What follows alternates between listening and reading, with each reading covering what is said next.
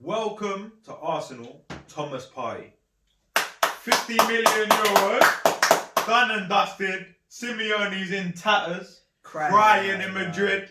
We've actually got a signing, and we paid 50 million for it. No instalments, no Klarna. Release clause, have that, done. And do you know what I like? We've gone ruthless in this window. Left Atletico crying. He was in Simeone's plans. Yeah. Final day, release clause, come to Arsenal, mate. It's done. What do you think of? What do you think Partey will bring to?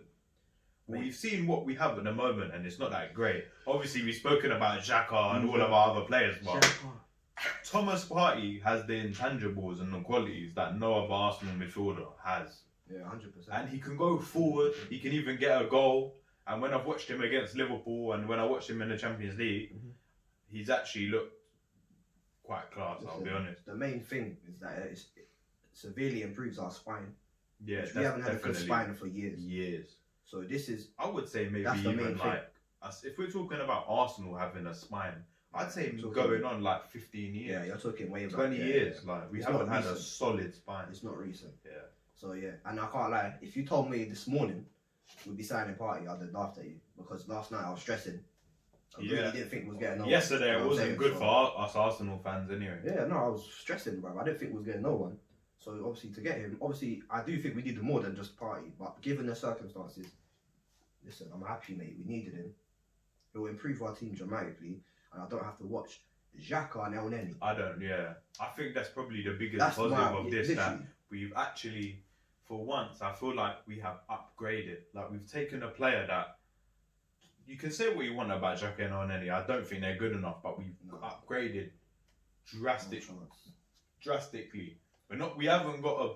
So like, when we got Torreira, Torreira's maybe a tiny bit better than Xhaka, but Partey is here and Xhaka is here. Yeah, it's different levels. So we're actually signing players of a top level to come play for the football club. Listen, we've gone.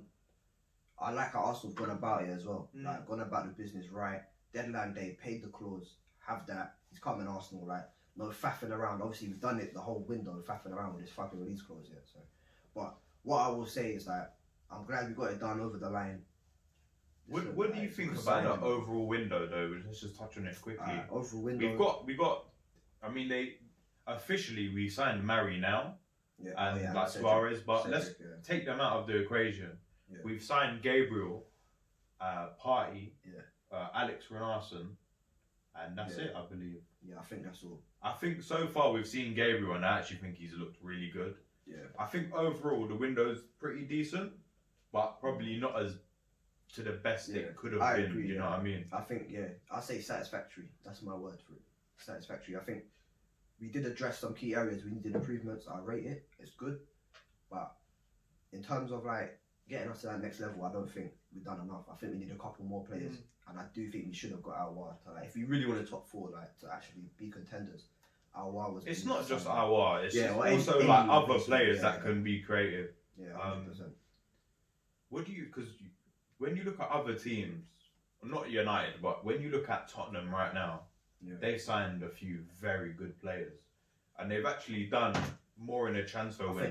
They've had the best transfer window in the Premier League, if I'm going to be completely honest. I'd say. Yeah, Chelsea, Tottenham, and you could say Liverpool because they've got Thiago as one of the best midfielders in the world. Yeah. And they've added a lot of quality to their side, despite them getting fucking battered yesterday, which was great. But we love that. Yeah. Overall, I'd say that every single Arsenal fan right now is relieved to sign Partey. And let's talk about what he does to the team, innit? What he'll bring to this team. Well, I'm happy because what he really brings is me not having to watch Xhaka every weekend.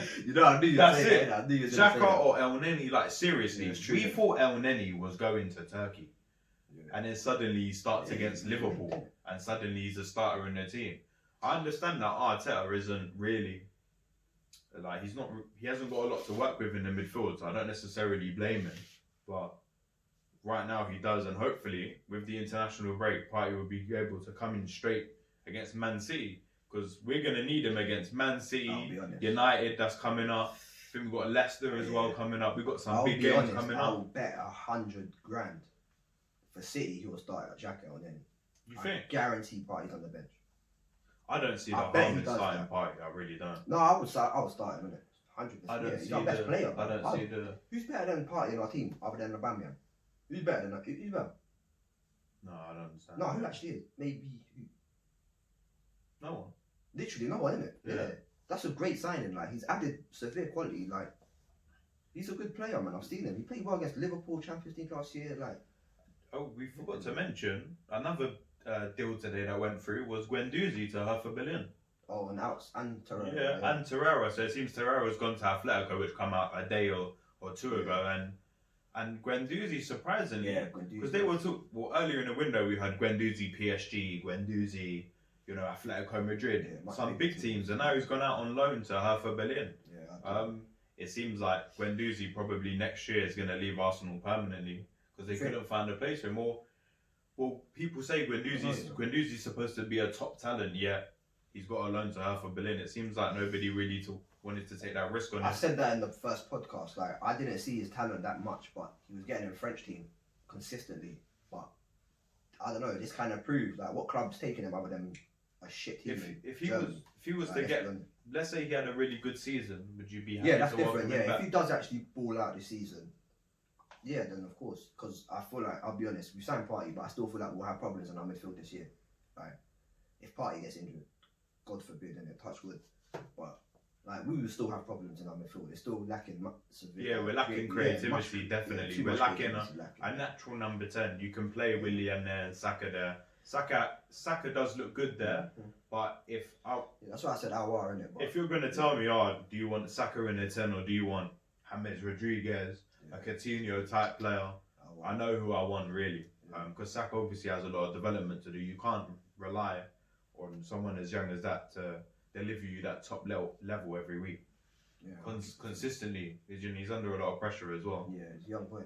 Yeah, young guy. We've got Martinelli coming back too. He can possibly play there. Oh yeah, I forgot about him. Yeah. He can play number 10. Yeah, play on the wing either side. Yeah, he's a good player, man. Just to finish the video off, go on. We know that the domestic window for the Premier League to Championship is going to still be open for a little bit longer.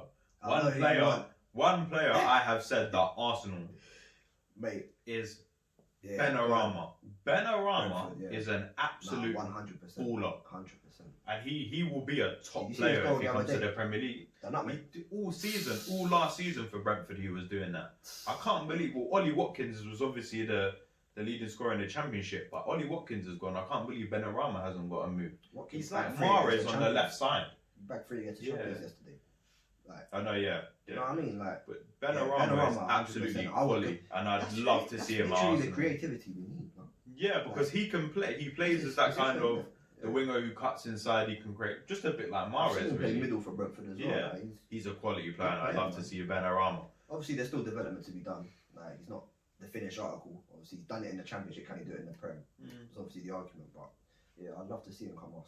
And positive player. And with Arsenal, on outgoings, I know we mentioned Guendouzi, but it seemed like generally there wasn't a lot of outgoings for the players that we wanted to see go. So it seems like Kolasinac is staying at the club. It seems like his move to Bayer Leverkusen isn't going through, according to reports from Romano and other sources. And Mustafi, Chambers, there's a lot of players at the club that currently Socrates.